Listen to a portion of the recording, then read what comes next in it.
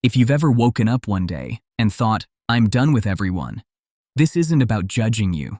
It's about explaining why that moment made sense, because people don't cut everyone off for no reason. Most people assume cutting people off means you're cold, dramatic, or selfish. But if you're watching this, that's probably not true. You didn't disappear because you don't care. You disappeared because caring started to cost more than you had. And at some point your brain made a quiet decision.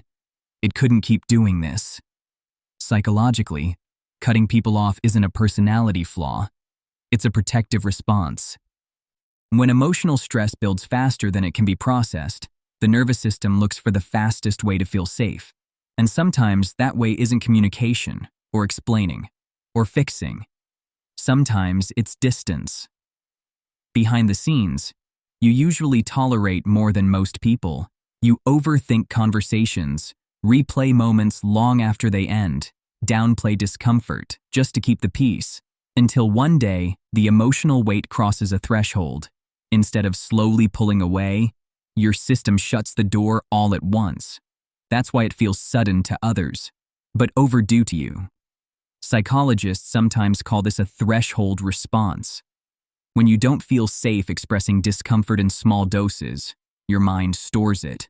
Every ignored boundary, every misunderstood feeling, every time you told yourself it wasn't that big of a deal. So when you finally act, it looks extreme, but internally, it feels like relief, not relief from people, relief from constant emotional self-regulation. This is why people who cut everyone off are rarely impulsive. They're usually emotionally exhausted. You didn't leave because you lack empathy. You left because you were tired of explaining yourself, tired of feeling unseen, tired of negotiating your boundaries inside your own head. Distance became the only place your nervous system could rest. And if you've ever wondered, why couldn't I just talk it out like a normal person? The answer isn't weakness. It's that your system learned somewhere along the way that explaining yourself didn't lead to safety, it led to more stress. So your brain chose certainty over hope, silence over disappointment. This doesn't mean cutting everyone off is always healthy, but it does mean it wasn't random. It was your mind trying to regain control when emotional input felt overwhelming.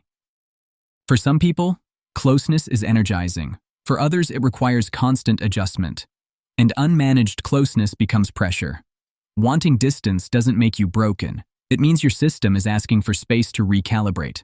That doesn't make you heartless. It makes you self-protective. This channel isn't about telling you who to cut off or who to let back in.